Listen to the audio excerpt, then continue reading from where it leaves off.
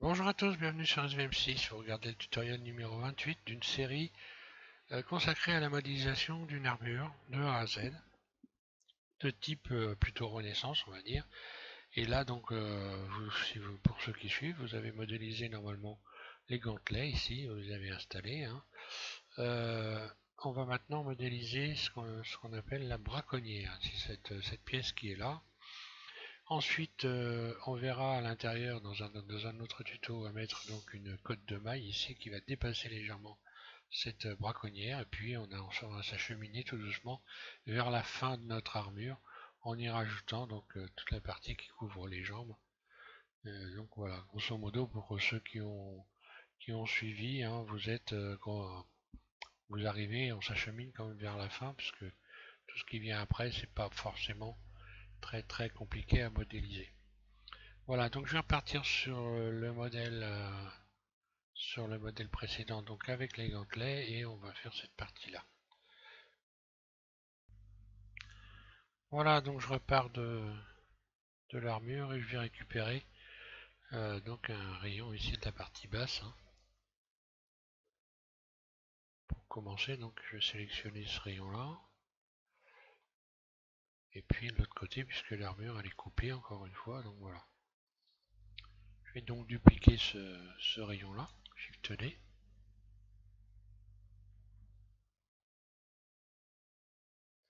Je vais en faire une nouvelle pièce en faisant P, puis un clic gauche, sélection. Voilà, donc là j'ai une nouvelle pièce que je vais pouvoir emmener en mode edit. Je vais déjà commencer par relier l'ensemble, puisque c'est coupé. Donc je vais fermer ici, hein. Puis je sélectionne tout. Et là je vais faire donc je vais supprimer un nombre de vertices qui ne vont pas supprimer nécessairement les formes. En allant ici, donc je fais X et je vais faire une dissolution limitée. Dissolution limitée. J'ai gardé la même forme, grosso modo, mais j'ai beaucoup moins de vertices. Donc là, ce que je vais faire, là j'aurais dû même carrément supprimer ça, j'aurais pas dû le relier tout de suite, voilà, c'est pas grave. Je vais faire ça carrément, voilà, X vertice, histoire d'alléger un petit peu et de garder quand même la forme. Voilà, et je vais fermer ça. Ok, ensuite je sélectionne tout. Et puis je vais tenter donc de faire un espace. Je vais faire espace pour avoir des espaces réguliers comme ça. Voilà. Je vais donc maintenant contrôler si tout correspond.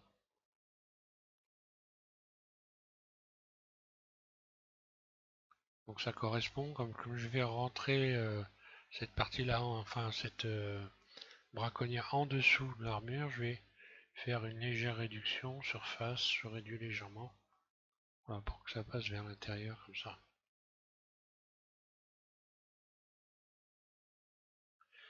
Puis je vais créer donc la partie qui va faire l'ouverture. Je vais supprimer ça, X vertice également. Là je vais en supprimer deux aussi. X vertice. Voilà, je sélectionne tout. A, vue 1, puis extrude. Alors la dimension, bah, tiens, bon, oui c'est bon. Tiens, tiens, je les ai pas supprimés. X vertice, je devrais avoir une ouverture également derrière. Ah oui, ok, d'accord. Donc là évidemment il faut retirer troncature pour pouvoir faire ça, voilà. X vertice. Voilà. Maintenant je peux recocher troncature éventuellement. Même pas d'ailleurs parce que on va pas s'en servir. Donc je resélectionne tout. Vue 1, extrude. Bon bah là j'ai créé des doublons. Bon, décidément, je sélectionne tout. enlever les doublons. Voilà. Et puis je vais en profiter pour recalculer. Voilà. Parce que là, rien de difficile. Donc je vais juste décaler cette partie-là. Également l'adoucir. Outils. Alors, mode objet. Et je vais commencer par rajouter un rayon en plein milieu. Et je vais gonfler cette partie-là en faisant surface S. Légèrement. Voilà, je le repousse un peu comme ça. Donc là c'est pareil, je vais en rajouter un également ici et un autre ici. Voilà, comme ça j'ai des éléments que ça pourrait régulier. Surface, pour venir arrondir, trouver une courbe ici. Hein.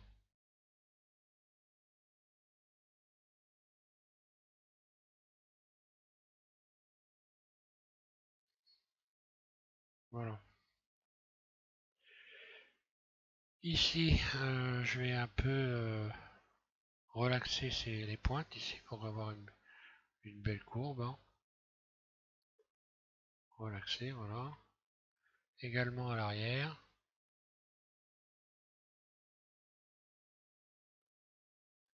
Là. Alors grosso modo, c'est par rapport aux mains, c'est largement au-dessus de la dimension des mains. Hein. Là, bon, j'en ai regardé plusieurs. Alors, il y en a quelques-unes qui descendent soit au niveau ici, et même quelques-unes des fois qui descendent plus bas. Mais bon, on va mettre une cote de maille qui, elle, va arriver à peu près au niveau des mains, et puis on repartira sur les jambes. Hein. Voilà, si je me suis mis debout, donc moi, quand quand je mets mes bras droits, j'arrive grosso modo presque au milieu de mes cuisses. Donc, il faudra penser que voilà, la cuisse, ça arrivera à peu près à ce niveau-là. Puis on verra le mollet par la suite. Voilà. Donc, maintenant, on va lui donner des formes. Je vais commencer donc par déjà rajouter un rayon tout en haut ici. Double G, transparent, voilà. Pour retendre dans cette surface à partir de là. Et je vais rajouter donc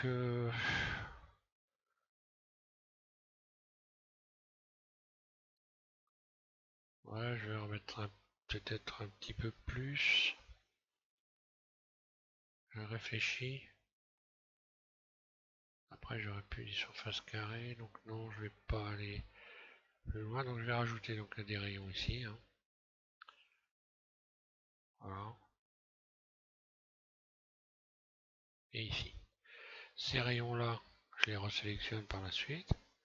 Et là, je vais faire une surface. Je vais réduire la surface pour venir comme ceci donner cette forme-là. Alors là, je vais déstresser pour bien voir. Voilà. Donc, j'ai repoussé en faisant surface. Je vais rehausser maintenant en utilisant la poignée ici de déplacement, manipulateur de déplacement, ce qui me donne ça.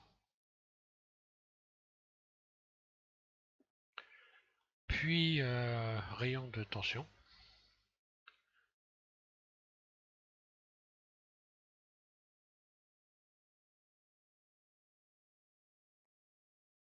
Voilà.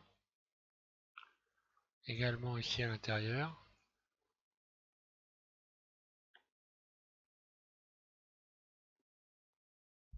Je vais rajouter 2 rayons, ça suffira.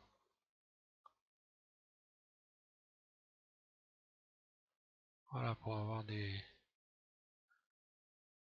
arêtes bien saillantes.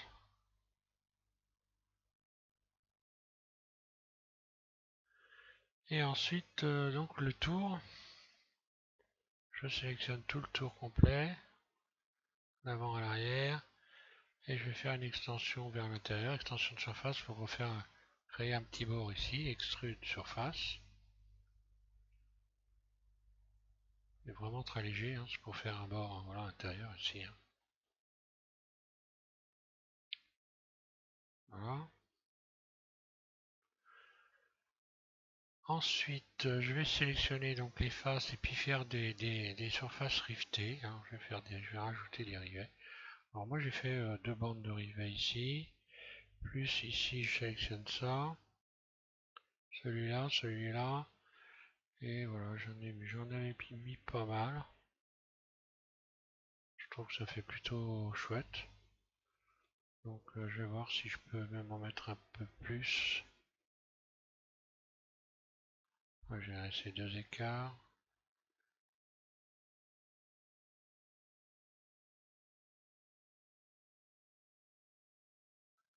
Et là j'en ai trois. Bon allez hop. Ça serait pas mal. Donc mode individuel. Donc mode individuel. Puis I, un clic gauche. Ici je vais aller retourner dans les faces internes. Donc j'ai fait les faces internes et je vais les séparer en faisant individuel. Surface, S, je les réduis. Donc je fais une sorte de cloutage. Hein. Voilà. Et maintenant je vais juste faire extrude en direct, une première fois très légère, puis une deuxième fois, donc extrude, et puis je bouge ma souris tout de suite. Hein, voilà.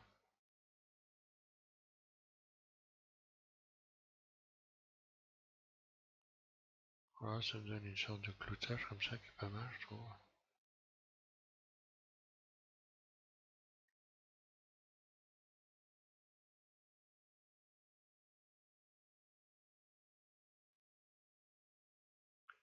Je vais aller voir ce que ça donne en mode rendu.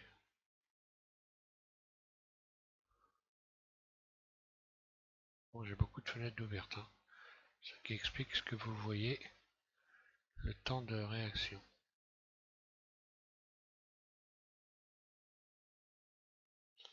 Donc voilà ce que ça donne dans le visuel. Je vais plutôt aller choisir comme texture cette texture-là. Je préfère nettement celle-là, celle que j'avais mis au début. Hein. En premier modèle, j'avais mis celle-là. Maintenant, je suis en train de penser. Je vais me remettre en mode solide. Je vais en profiter pour ici garder cette sélection. Hein. Je vais la mettre pour pouvoir modifier éventuellement la couleur du cloutage. Voilà, l'idéal, ça serait de resélectionner évidemment le tout un par un. Allez, c'est ce que je vais faire pour faire éventuellement faire un beau cloutage doré, pourquoi pas. Donc je vais déstresser déjà. Voilà. Allez, je vais aller sélectionner tous les tours un par un gentiment.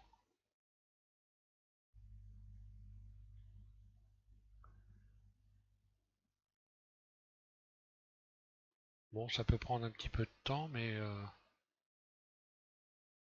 si vous voulez un beau résultat, hein, un beau résultat final, bon bah ça vaut le coup de se casser la tête un peu. Hein.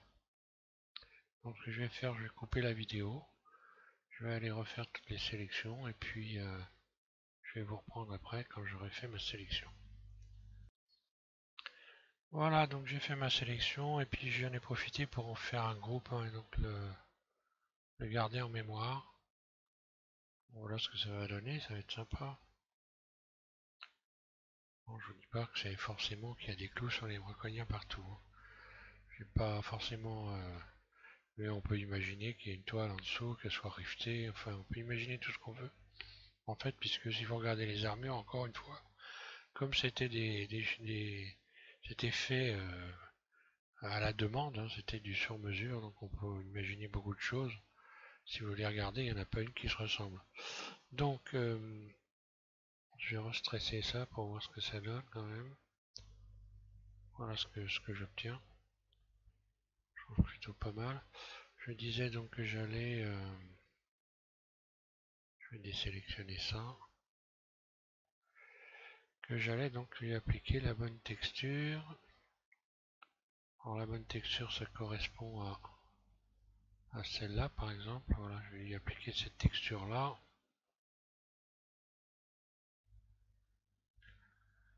Et voilà, maintenant je vais pouvoir donc sélectionner tous mes clous. Je vais appeler ça clou braco. Je vais les sélectionner. Je vais donc, hop là, je vais juste inverser maintenant. Regardez si tout est bon. Inverser la sélection. Ce qui va me permettre de texturer, donc ça va être la texture numéro 10 je crois, oui c'est ça. Voilà, je vais appliquer la texture numéro 10. Et on va dire les clous, je vais les faire un peu plus clairs pour voir ce que ça donne, ou doré carrément. Je vais appliquer le numéro 9 sur les clous, puis on va aller regarder ce que ça donne. Inverser, plus, nouveau. Je vais mettre la 9 et puis je vais assigner, voilà. Et on va aller voir la tête que ça a.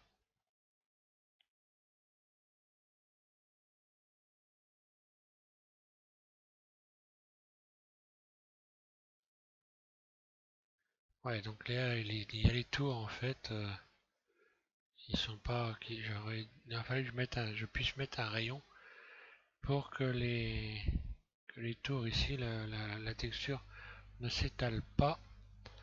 Donc je vais retourner donc dans le mode edit et puis on va aller voir ce qu'on peut faire.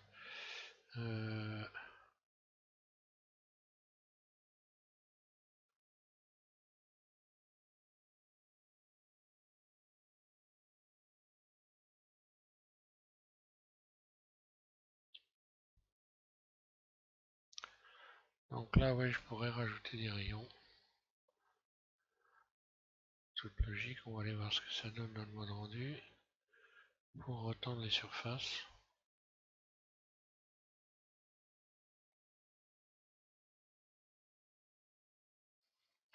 Voilà, là j'ai arrivé propre. Donc je vais refaire tous mes clous, je vais rajouter pour avoir des textures bien appliquées. Et je vais rajouter donc des rayons à chaque rivet. Et puis je vais vous reprendre quand j'aurai fini. Mode solide. Donc voilà, comme là on n'a pas fait de subdivision, voilà, je peux très bien rajouter des rayons sans trop de problème. Faut juste que je me rappelle où j'en ai rajouté.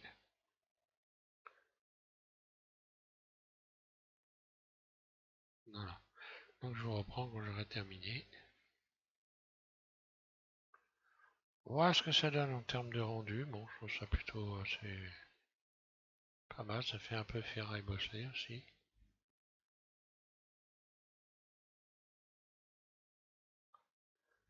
Je vais remettre peut-être un peu de lumière là. Je vais revoir un peu l'éclairage. Donc c'est plan. Je vais augmenter un peu la lumière.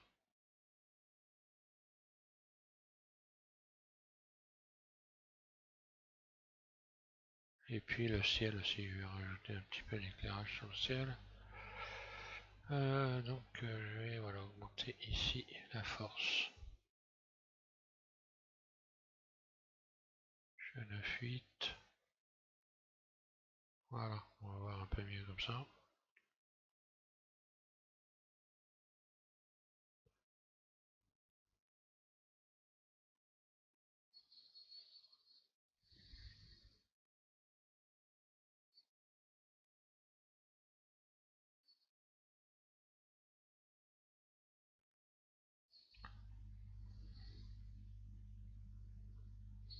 Voilà, je vais attendre que ça revienne un petit peu comme il faut.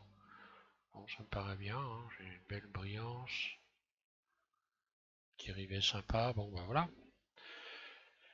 Je vais arrêter ce tuto là. Donc prochain tuto, on fait une cotte de maille. On va mettre une cotte de maille qui elle devrait arriver largement dessous en dessous des mains, ici, hein, à peu près en dessous des mains, ouais.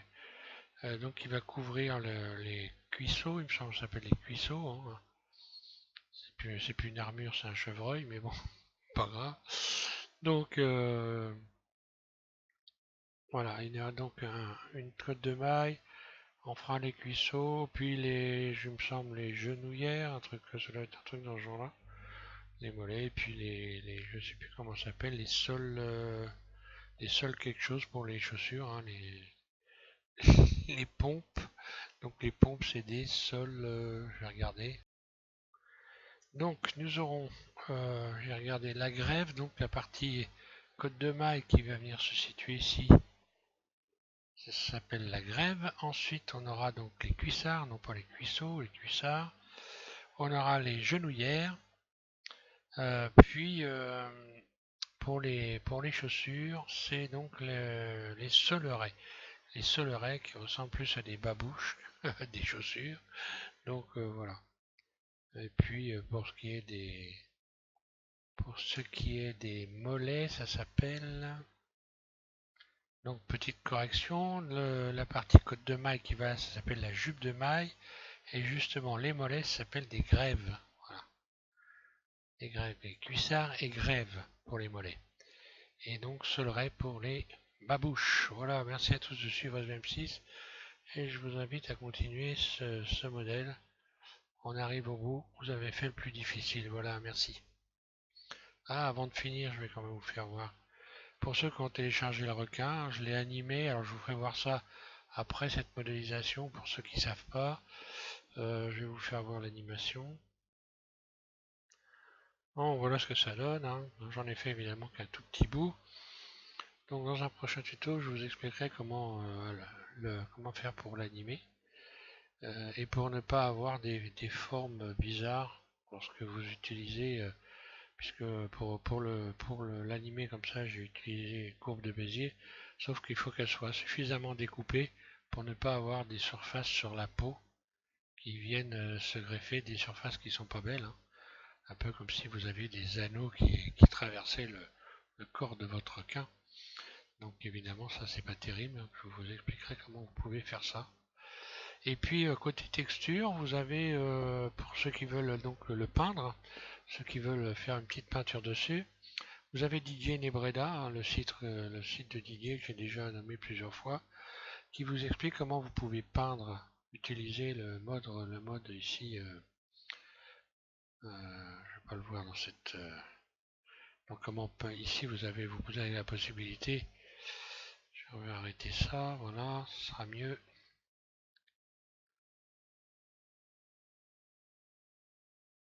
Voilà. Vous avez donc ici le mode pour peindre les peintures de texture, peinture des vertices, etc. Donc vous pouvez peindre votre requin à votre façon, l'arranger. Et donc Didier vous fait un tuto qui est super bien expliqué pour utiliser ce mode de peinture de vertice. Enfin, peinture de texture. Oui, donc de vertice, voilà. Euh,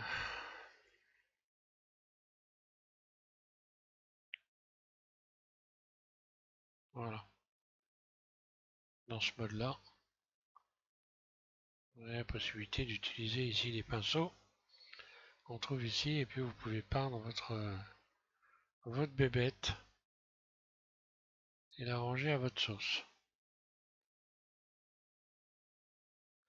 Voilà, donc je vous laisse, on reprendra sur le tuto numéro 29 et on continue et on finit la modélisation de notre armure de A à Z. Merci à tous de suivre SM6.